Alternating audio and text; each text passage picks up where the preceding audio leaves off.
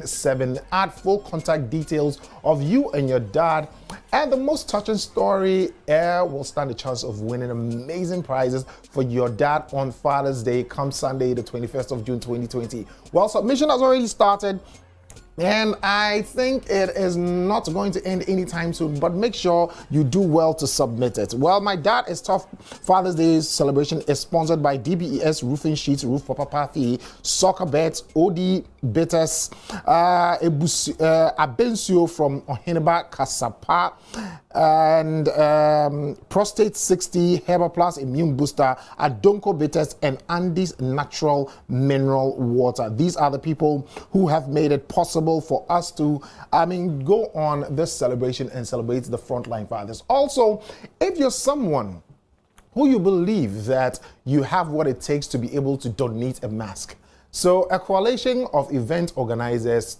in collaboration with Multimedia Group, supported by the Accra Metropolitan Assembly, is making it possible for you to be able to donate to, the underprivileged and those who do not even have money to be able to purchase a nose mask to be able to save themselves. Now, all you have to do is just make sure you are getting in touch with Max for All Foundation, and then you get to be able to donate to this just cause.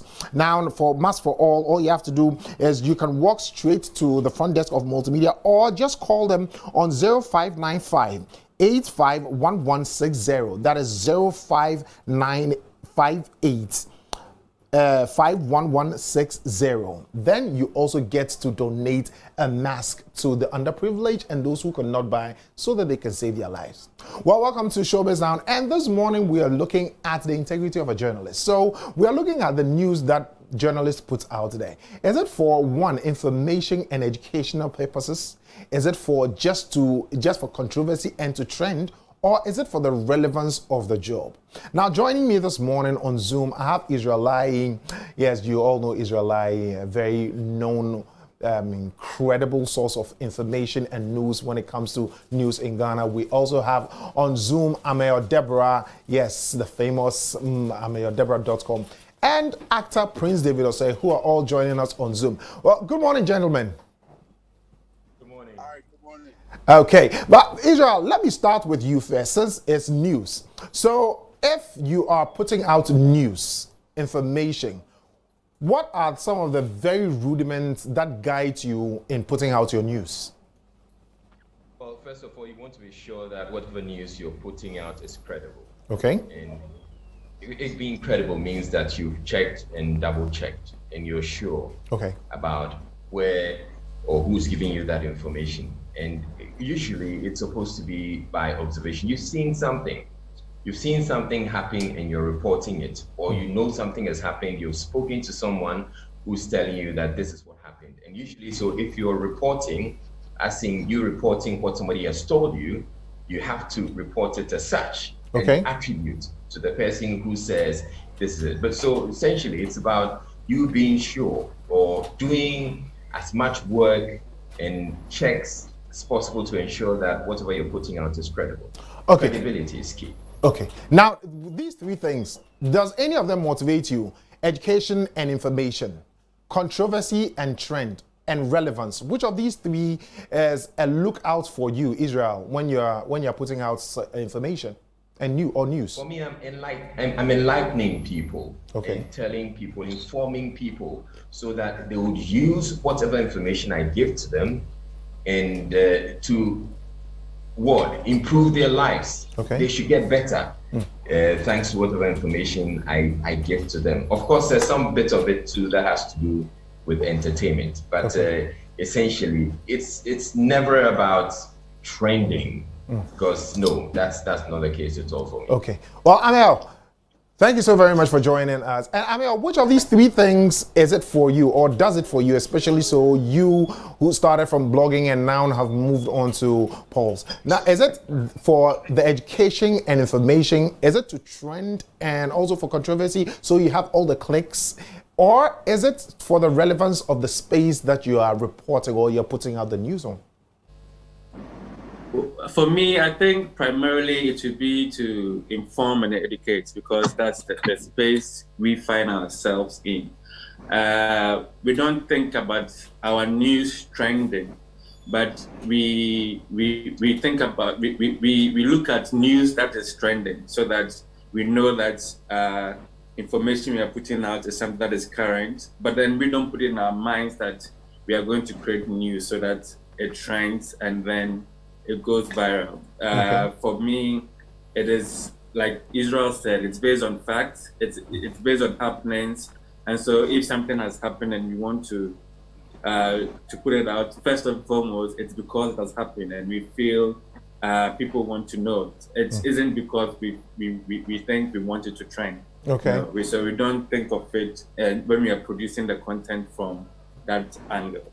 Well, Prince, thank you very much for joining. You are an actor. You are in the show business. You are a celebrity.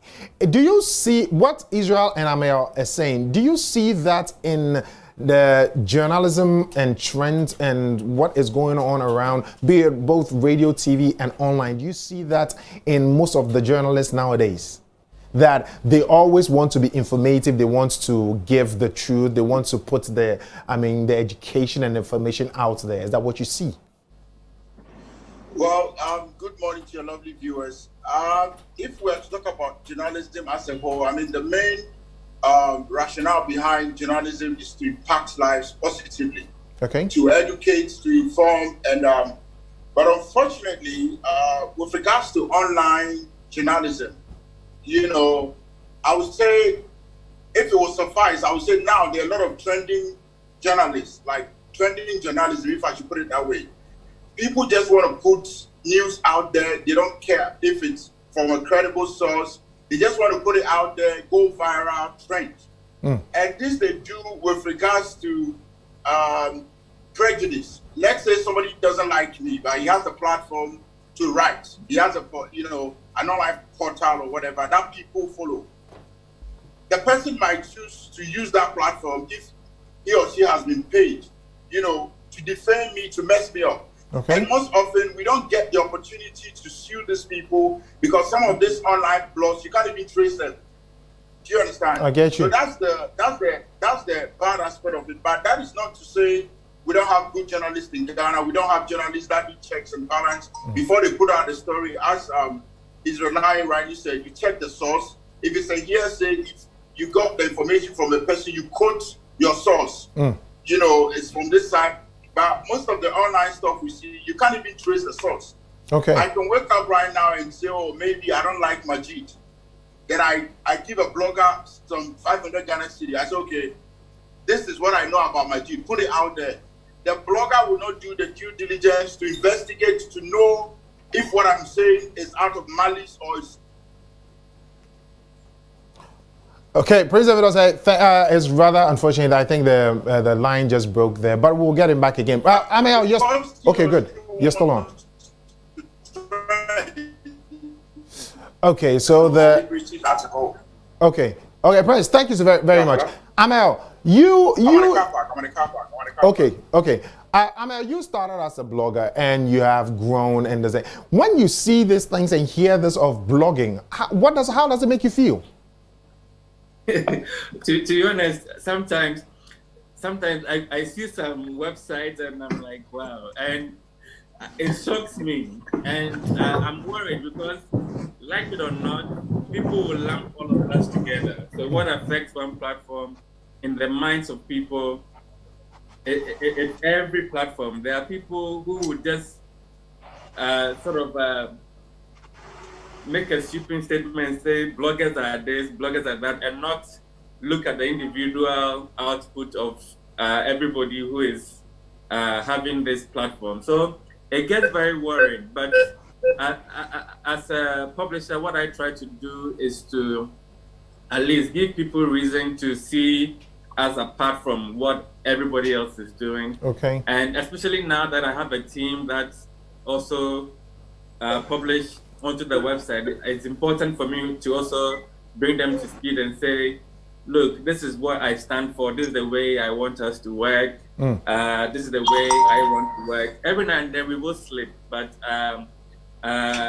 so far as they have the understanding, once they slip, they learn from it, and they get better. Okay. So for me, it's important that that ecosystem is not sort of bastardized, because it affects everybody in that space. So yes, it gets very worrying, and sometimes I sometimes write that the audience is part of it, because when you go to these platforms and you see the engagement they are having, you'd be like, wow, so is this what people really want to consume? And then sometimes you also push to even want to go that way. But if you stand by what you believe in, you wouldn't. But like I said, it's a two-way thing. Okay.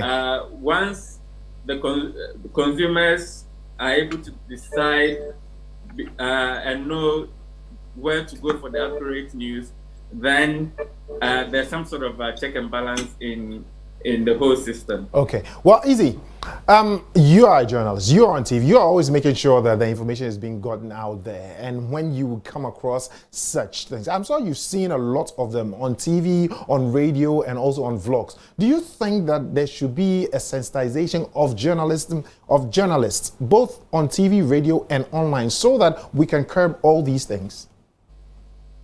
I'm not sure about it being sensitization, because they're like, Prince and Amir have said, they're journalists, and everybody and what they intend to push onto or pass on to their people or feed their publics to it. There are those who are doing like real journalism, and there are others who are just putting stuff out. And sorry, Izzy, I don't mean to cut you. These are some of the people who put a dent onto the hard. I mean, some people like you who are working seriously and making sure that journalism is held to a certain pedestal. I can't help it. I can't help try and get everybody in line. Okay. Like Prince said, there are lots of them too. You can't actually even identify. You can't pinpoint and say, this person is operating this blog, I'm going after that person. They can often, you can't even identify them to sue them. So it would be a tough call to say that we should try and get them sensitized. And there are lots of them too who are actually not trained journalists. These are people who have access to social media, and they know they can create a YouTube account and create an account online and get a website. That's it. That's all they need. And so it will be difficult. It will be tough. In fact, it's impossible to say that you're going to sensitize journalists and try and whip them into line. That's impossible. Well, gentlemen, thank you so very much. So is there anything we can do to, if not fully correct, try help shape it in a better way? Is there anything at all? Any suggestion from any of the three of you? No, I think as we put out more informative and accurate and credible news, you're going to get people. It's the audience, like Amaya said, it's the audience really. Okay. If that's what they want, they get what they want. Okay. All right. But if it gets to a situation where I think with time, a lot more people are going to be enlightened and get to know where to go to for their news. And so when they know where to go to for their news, you're going to make these other fake news outlets less popular. Okay. And that's how I think we can get people around. Well, David, let me finish up with you so you can go, because I know you're so hard pressed for time because of what you're going to do. Now, do you think that if all these bad nuts are taken out, yes, at times, many times is because of what the public wants and we feed them. Do you think if positivity is being fed to the public, they will have even the thirst for all these controversial trending stories which are not true? Hello, David. Okay, well, David, sorry for that. David is frozen. I'm out. Yeah, good. Hello. Yeah, you're back. All about conscience. David, what did you say? Come again. Okay. No, David, come. I Go on. was saying it's all about conscience. You have a good conscience and you are human enough. I mean, you have to be objective. Okay, I think we are having a bit of a challenge with where Prince David Osei is. Yes. You don't necessarily have to give false information, follow the ethics of your profession, you know. Okay. Because you can't really sensitize them. Anybody gets data and they have a blog. If they have a blog, they can put whatever they want to put on their blog. How do you sensitize them? And aside that, the audience as well, the audience will feed on what you give them. It's what you put on your platform that the audience will feed. It's what they see every day. In Ghana, for instance, it's been a trend. There's a negative news across the whole blog, and the people have they've become used to negativity. So every time they are looking for scandal, they are looking for somebody being shamed. That is what people wake up to, and it travels fast because that's what they feed them with. That's what the Ghanaian media feed them with. Okay. Well, Prince, thank you very much. I think now, thank you for your time, and I know that you have to go and, deliver something somewhere else. So please, we can have you leave us now. But Amel, you're still with us, and the two of you, you and Easy. What do you also think? Do you think that it is the more? Do you think the public are wanting this because they know where to get it and they know that they can get it from those places? That is why they also deem it more. With the negativity and the controversy. Yeah, this week I think I made a vlog saying that my YouTube, my TV is not getting a lot of numbers because of ABC, and so I wanted feedback from people. And then you realize that some of the input that people put in was that the fact that I don't do ABC, which is the scandalous, which is the controversial thing. So people actually feed off that. I think it's human nature. That they want to see people in the bad. And so it's human nature. But if we tend to do more of that, then we are not sort of helping. And what I do is, for me, and even sometimes, if in a week I do so much of positive profiling and doing all of that, you wouldn't get recommended for it, even talking about the audience. But when you do something that is not promotional or negative to somebody, then they will come for you. So I think when people do amazing stuff, those involved in it should praise them. The audience should also praise it so that it travels and people know that this is positive. If I've spoken about say Jackie Appiah, she should say, I thank you. This is a very positive thing. In the same light that if I had written something bad about her, she would come and say, this is not true. So that we have a culture of appreciating that which is positive, that which is celebrating people for their deeds. And I think once you look at it from the content side and also from the audience side, together we get a better picture and sort of improve the media spaces that we find ourselves in. For me, it will be difficult to sort of clean up some space. Multimedia is a media organization, well established, and so it's easy to sort of put together structures and even punish those who don't follow suit. And so, but then that's not what the media is today. It's bigger than that. There's a lot more of platforms which are more free to operate. They don't work within any sort of regulation. And they are also there. They're equally popular and equally have huge audiences. So it will be difficult to say we are putting everybody in check, but then we can only appeal. And I keep saying that, especially online, I think it's also because a lot of people want traffic. We haven't built our digital space to such a way that there's a lot of advertising going on, and so me, for instance, my aim is that people will come and advertise on my platform. And the more, if I get those ones, I'm not thinking about getting some crazy traffic where, say, from Google AdSense. And so the more traffic I get, then the more... Okay, Amel, can you quickly wrap up for us so that we can just wrap up this whole thing? Okay.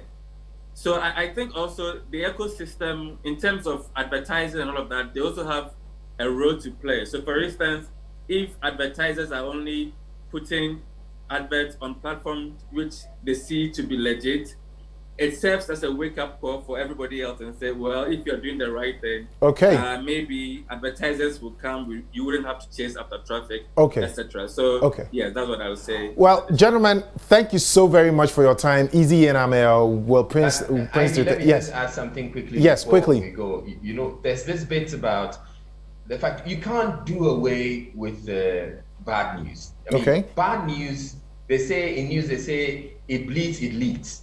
So yes, people will always be excited about news that seems to bleed. The issue I'm having here is people who put out news that bleeds, but that's not true. Okay, so it's essentially fake. They're putting out fake news. So those ones, we shouldn't tolerate them. And I think with time, people should come to realize that, and indeed people come to realize with time that they're following this news and they're going after it. They're going after this website. They take news from there. After a while, they realize that, oh, this website keeps on giving me fake news all the time. At some point, they're going to stop following them. Easy. You just have to maintain your credibility. That's it. Easy. Thank you very much, gentlemen. Thank you so very much. We're so hard pressed for time. We would have continued. But this is where we bring down the curtains on the show. And at least you've heard it from a celebrity, a blogger, and or an anchor from a credible news source or from a credible media house. The name is IB, this is Showbiz Now, and this is Joy Prime, the only channel that is giving you real entertainment.